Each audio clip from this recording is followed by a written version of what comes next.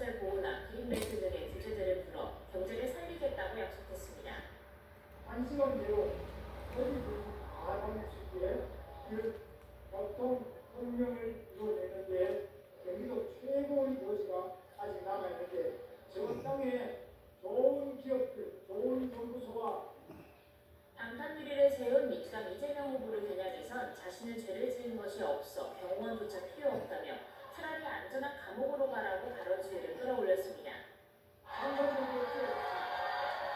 감옥에 앉아있으면 노동관들이 다 지켜주고 때리면 맞고 다 깎아다고요.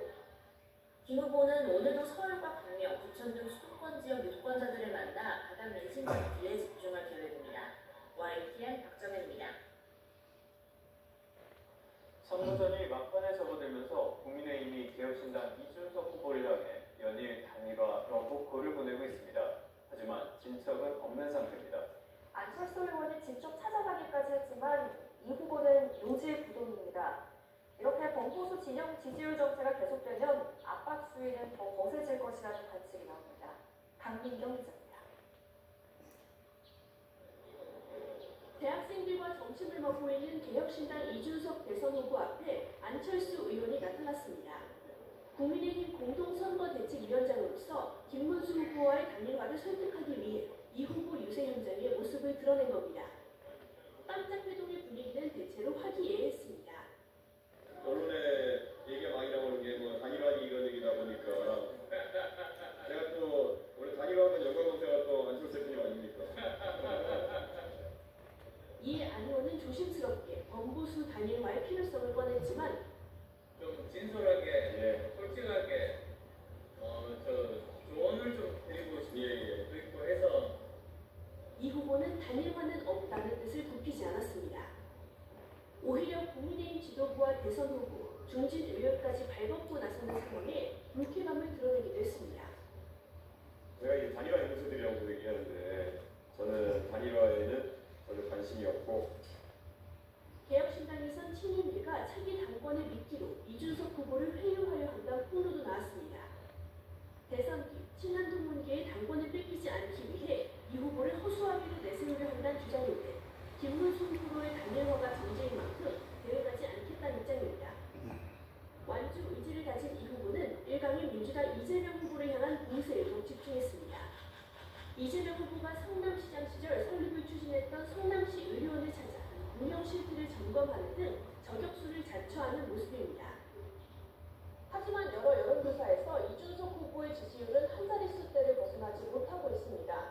일단 이준석 후보 측은 독자적인 지지 기반을 더 다져간다는 방침이지만 투표용지 인쇄가 시작되는 오늘 25일 전까지 보수 진영의 단일화 압박은 더 퍼지리란 관측이 나옵니다. YTN 강민경입니다. 윤 전 대통령이 파면 뒤의 첫 공개 일정으로 부정선거 논란을 주장하는 영화를 관람했습니다. 국민의힘 대부 반응도 나섭니다. 상대방 선거를 돕는 꼴이다. 지금은 자중해달라는 골매 목소리가 터져나왔습니다. 공개 행보를 대선 계획으로 규정한 민주당은 윤 전 대통령이 있을 곳은 영화관이 아니라 감옥이라며 맹공을 퍼부었습니다. 김천희 기자입니다. 임명 후 불복, 윤 전 대통령 자진 탈당을 요구했던 국민의힘 김용태 비상대책위원장, 윤 전 대통령은 당과 무관한 사람이라며 선을 그으면서도 부정선거 영화 관람 부적절한 행동이었다고 지적했습니다. 저희 당하고는 이제는 관계가 없는 분이라고 제가 말씀을 드리겠습니다. 개헌에 대한 반성과 자중을 하셔야 할 때가 아닌가 생각이 듭니다. 친한계 인사들을 중심으로 반성 없는 모습이 어처구니 없고 한심하다거나 당이 살고 보수가 거듭나려면 다시 구속해야 한다는 등 원색적인 비난의 목소리도 나왔는데 한동훈 전 대표 역시 당이 극단 세력들과 손잡는 것 자멸의 지름길이라며 직격탄을 날렸습니다. 반면 김문수 후보는 선관위나 관련 의혹을 해소해야 한다며 직접적인 평가를 자제하는 모습이었습니다. 선거관리위원회의 선거관리나 부정선거 의혹을 완전하게 일소할 수 있도록 최선을 다해서 노력하겠습니다. 민주당은 윤 전 대통령의 영화 관람을 대선 기획 시도로 규정하며 비판 수위를 끌어올렸습니다. 내란 후보리 피의자는 영화관이 아닌 감옥으로 보내야 한다며 내란이 아직 끝나지 않았다고 날에 세웠습니다. 그 선거 시스템으로 본인이 선거에 이겼는데 부정선거라고 하면 어떻게 되는 겁니까? 잘 이해가 안 되네요. 윤 전 대통령 자진 탈당을 계기로 지지율 반전을 노리던 국민의힘은 이번 윤 전 대통령 행보가 해명, 중도의원 강장에 악영향을 미치진 않을지 촉각을 둥둥 세우는 분위기입니다. YTN 김천입니다. 검찰이 통일교선 고위 간부 측이 사들인 샤넬백 2개가 김 여사 최측근에게 전달된 증거를 포착했습니다. 김 여사의 비서가 그 가방들을 다른 샤넬 제품들과 교환하는 과정에서 전달 정황이 드러났는데 검찰은 김건희 여사 최종 전달 여부를 파악하는 데 수사력을 집중하고 있습니다. 양동훈 기자입니다. 최근 샤넬 코리아를 압수수색한 검찰은 통일교 전 고위 간부 윤모 씨 측이 적어도 샤넬 가방 2개를 구입한 이력을 확인했습니다. 윤 씨가 건진 법사 전성배 씨에게 김 여사 선물 명목으로 다이아몬드 목걸이, 천수상 농축차와 함께 전달한 것으로 의심되는 가방들입니다.